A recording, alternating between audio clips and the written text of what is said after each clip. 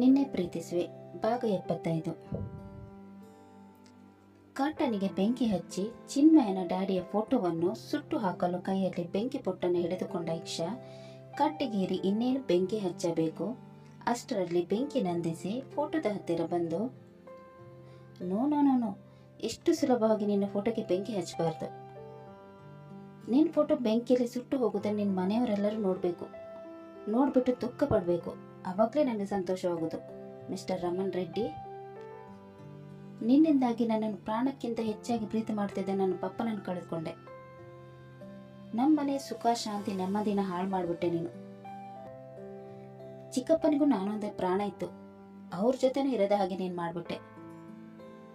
ನನ್ನ ಪಪ್ಪನನ್ನು ಮೆಂಟಲ್ ಹಾಸ್ಪಿಟಲ್ಗೆ ಸೇರಿಸಿ ಅವರಿಗೆ ಕೊಡಬಾರ್ದೆ ಹಿಂಸೆ ಕೊಟ್ಟೆ.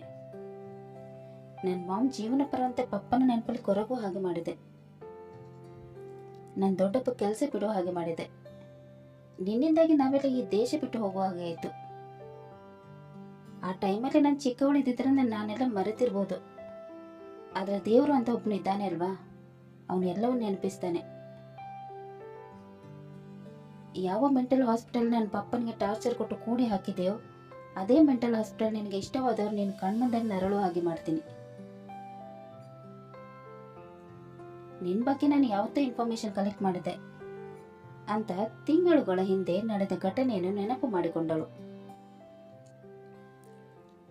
ನೀಯೇ ರಮಣ್ ರೆಡ್ಡಿ ಬಗ್ಗೆ ಇನ್ಫಾರ್ಮೇಶನ್ ಕಲೆಕ್ಟ್ ಮಾಡಿ ತಂದು ಕೊಟ್ಟಾಗ ಅಲ್ಲಿ ಅವಳಿಗೆ ಒಂದು ಶಾಕಿಂಗ್ ವಿಚಾರ ಗೊತ್ತಾಗಿ,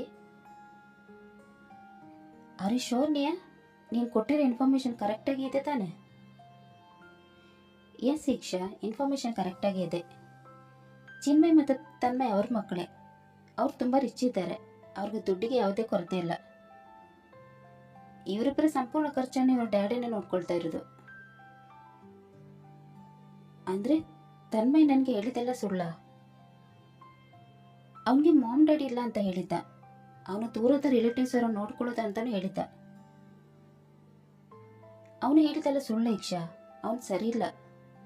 ಹುಡುಗಿರನ್ನು ಬಟ್ಟೆ ಬದಲಾಯಿಸಿದ ಹಾಗೆ ಬದಲಾಯಿಸ್ತಾನೆ. ನೀನು ಅವನಿಂದ ಸ್ವಲ್ಪ ಡಿಸ್ಟೆನ್ಸ್ ಮೇಂಟೈನ್ ಮಾಡು.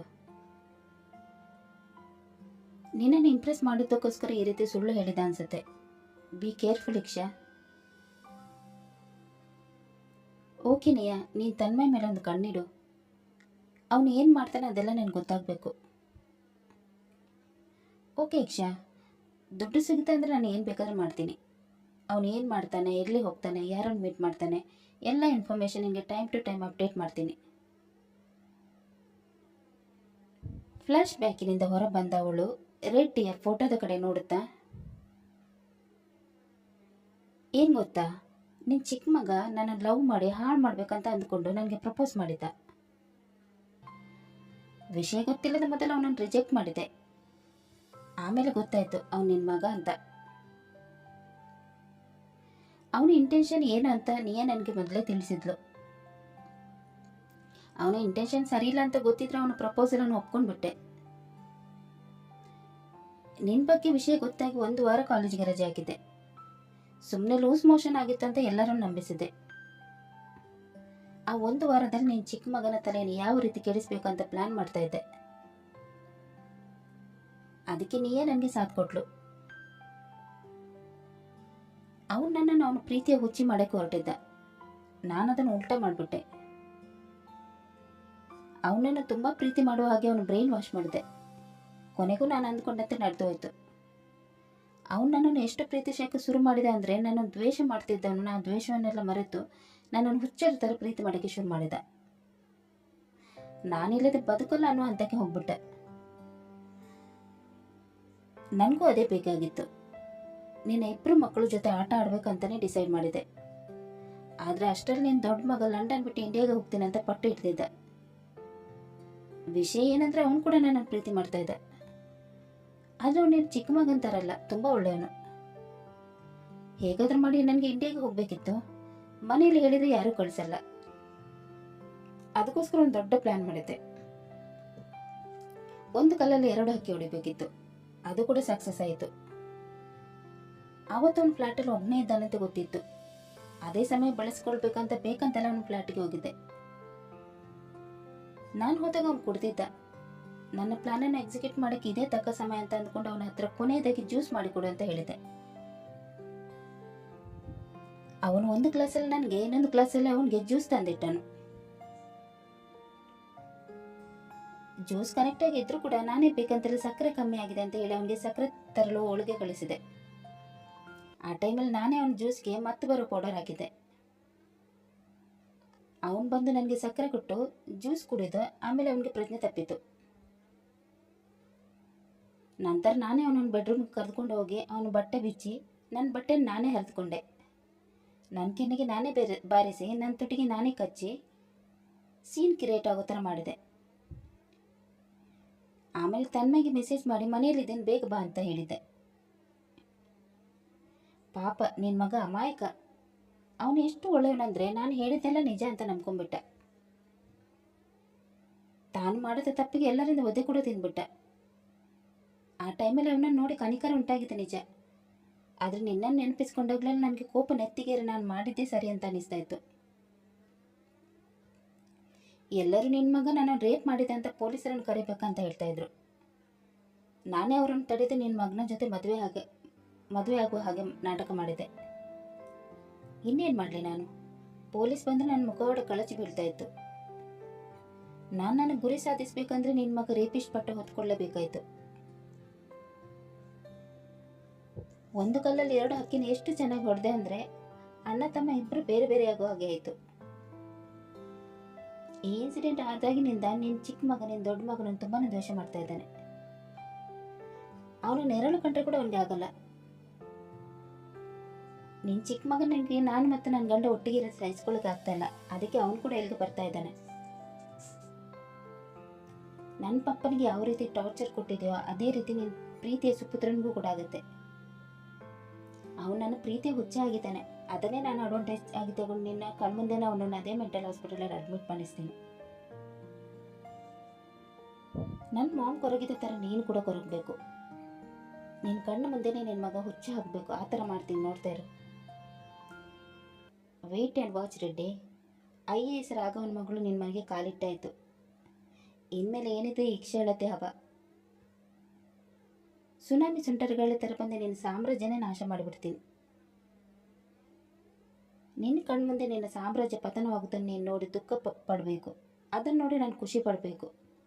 ಆಗಲೇ ನನ್ನ ಮನಸ್ಸಿಗೆ ಶಾಂತಿ ಸಿಗುವುದು. ನಿನ್ನ ಚಿಕ್ಕ ಮಗ ಅಂದರೆ ನಿನಗೆ ಪ್ರಾಣ ಅಲ್ವಾ? ನನ್ನ ಮೊದಲ ಟಾರ್ಗೆಟ್ ಅವನೇ. ನನ್ನ ಜೀವನನೇ ಹಾಳು ಮಾಡೋಕ್ಕೆ ಹೊರಟಿದ್ದ. ನನ್ನ ತಂಟೆಗೆ ಬಂದರೆ ನಾನು ಸುಮ್ಮನೆ ಇರ್ತೀನಾ? ಅವನಿಗೆ ಗೊತ್ತಿಲ್ಲದ ಅವನ ಜೀವನ ನನ್ನಿಂದ ಹಾಳಾಗ್ತಾ ಇದೆ. ಇನ್ನು ಸ್ವಲ್ಪ ಹೊತ್ತು, ಇನ್ನು ಮನೆಯವರು ಬರೋ ಹೊತ್ತಿಗೆ ಈ ನಿನ್ನ ಫೋಟೋ ಹೊತ್ತಿ ಉರಿಯುತ್ತೆ. ಇದು ಬರೀ ಟ್ರೈಲರ್ ಅಷ್ಟೇ. ಪಿಕ್ಚರ್ ಏನು ಬಾಕಿ ಇದೆ. ಪೂರ್ತಿ ಪಿಕ್ಚರ್ ಮುಗಿದ್ರೊಳಗೆ ನೀನು ಉಸಿರೇ ನಿಂತೋಗುತ್ತೆ. ಪಿಕ್ಚರ್ ಸಕ್ಸಸ್ ಆದ ಖುಷಿಗೆ ನಾನು ಎಂಜಾಯ್ ಮಾಡಿ ಮತ್ತೆ ಲಂಡನ್ಗೆ ವಾಪಸ್ ಹೋಗ್ತೀನಿ. ಕೆಲಸದವರನ್ನೆಲ್ಲ ಹೊರಗೆ ಕಳಿಸುವಲ್ಲೇ ಕೆಲಸ ಮಾಡಿದೆ.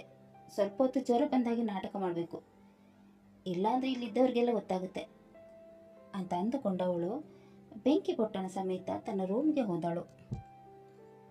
ಮನೆಯವರೆಲ್ಲ ಬರುವ ತನಕ ಕಾಯತೊಡಗಿದಳು. ಸ್ವಲ್ಪ ಹೊತ್ತಾದ ಮೇಲೆ ಚಿನ್ಮಯನ ಕಾಲ್ ಬಂದು ಕಾಲ್ ರಿಸೀವ್ ಮಾಡಿ ಮಾತನಾಡತೊಡಗಿದಳು. ಹಲೋ ಇಕ್ಷಾ, ಹೇಗಿದೆಯಾ? ಮಾತ್ರೆ ತಗೊಂಡೆಯಾ? ಜ್ವರ ಎಲ್ಲ ವಾಸಿ ಆಯ್ತಾ? ಮಲ್ಕೊಂಡಿದ್ದೀನಿ. ಜ್ವರ ಸ್ವಲ್ಪನೂ ವಾಸಿ ಆಗ್ತಾ ಇದೆ. ಇನ್ನು ಸ್ವಲ್ಪ ಹೊತ್ತು ರೆಸ್ಟ್ ಮಾಡಿದ್ರೆ ಜ್ವರ ಎಲ್ಲ ವಾಸಿ ಆಗ್ಬೋದು. ಸರಿ, ಹುಷಾರು. ಇನ್ನೊಂದು 10 ನಿಮಿಷದಲ್ಲಿ ಅಲ್ಲಿರ್ತೀವಿ ಅಂತ ಹೇಳಿ ಅವನು ಕಾಲ್ ಕಟ್ ಮಾಡಿದನು. ಅವರೆಲ್ಲರೂ ಬರುವುದನ್ನೇ ಕಾಯತೊಡಗಿದಳು.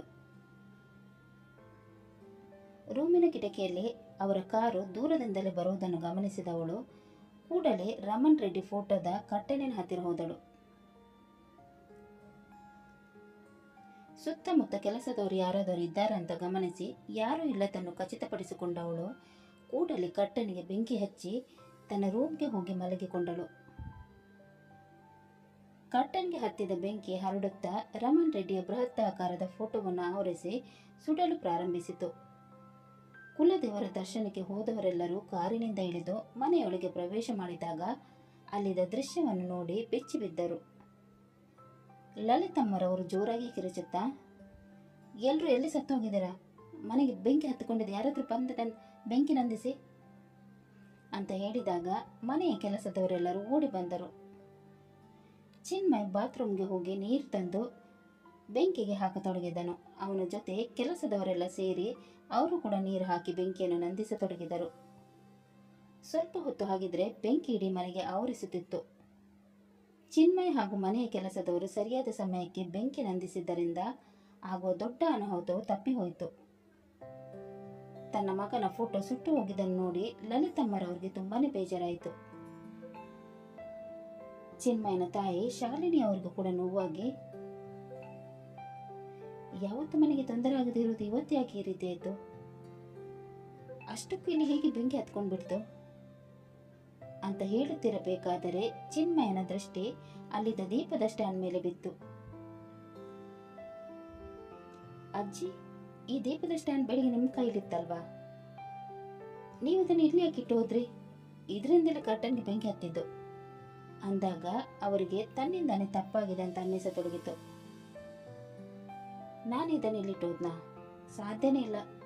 ನಾನು ಯಾಕೆ ಇದನ್ನು ಇಲ್ಲಿ ಇಡ್ಲಿ? ದೇವರ ಸ್ಟ್ಯಾಂಡಲ್ಲಿ ಇಟ್ಟಿರೋದು ನನಗೆ ನೆನಪು. ದೇವರ ಸ್ಟ್ಯಾಂಡಲ್ಲಿ ಇರುವಂಥದ್ದನ್ನು ನಾನು ಯಾಕೆ ಇಲ್ಲಿ ತಂದಿಡ್ಲಿ? ಅಜ್ಜಿ, ಮರತಿಲ್ಲಿಟ್ಟಿರ್ಬೋದು, ಹೋಗ್ಲಿ ಬಿಡಿ, ಆಗಿದ್ದಾಗೆ ಹೋಯ್ತು, ಮುಂದೆ ಏನು ಮಾಡ್ಬೇಕಂತ ನೋಡೋಣ ಅಂತ ಚಿನ್ಮಯ್ ಹೇಳಿದಾಗ ಲಲಿತಮ್ಮರವರಿಗೆ ಯಾಕೋ ಅವನ ಮಾತು ಹಿಡಿಸಲಿಲ್ಲ. ನನಗೆ ಸರಿಯಾಗಿ ನೆನಪಿದೆ, ನಾನು ಇದನ್ನು ದೇವರ ಸ್ಟ್ಯಾಂಡಲ್ಲಿ ಇಟ್ಟಿದ್ದು. ಬೇರೆ ಯಾರಾದರೂ ಇದನ್ನು ಬೇಕಂತೆಲ್ಲ ಮಾಡಿದರೆ ಹೇಗೆ ಅಂತ ಮನಸ್ಸಿನಲ್ಲಿ ಅಂದುಕೊಳ್ಳತೊಡಗಿದರು. ಕತೆ ಮುಂದುವರಿಯುವುದು. ಚಿನ್ಮಯನ ಅಜ್ಜಿಗೆ ಇಕ್ಷಾಳ ಮೇಲೆ ಡೌಟ್ ಬರುತ್ತೋ ಇಲ್ಲವೋ ಅನ್ನೋದನ್ನು ತಿಳಿಯಲು ಮುಂದಿನ ಸಂಚಿಕೆಗಾಗಿ ಕಾಯೋಣ. ಅಲ್ಲಿ ತನಕ ಈ ಕತೆ ನಿಮಗೆ ಇಷ್ಟವಾದಲ್ಲಿ ಲೈಕ್ ಮಾಡಿ, ಶೇರ್ ಮಾಡಿ ಮತ್ತು ಸಬ್ಸ್ಕ್ರೈಬ್ ಮಾಡೋದನ್ನು ಮಾತ್ರ ಮರಿಬೇಡಿ. ಹಾಗೆ ಕತೆ ಹೇಗಿದೆ ಅಂತ ಕಮೆಂಟ್ ಬಾಕ್ಸಲ್ಲಿ ತಿಳಿಸಿ. ಧನ್ಯವಾದಗಳು.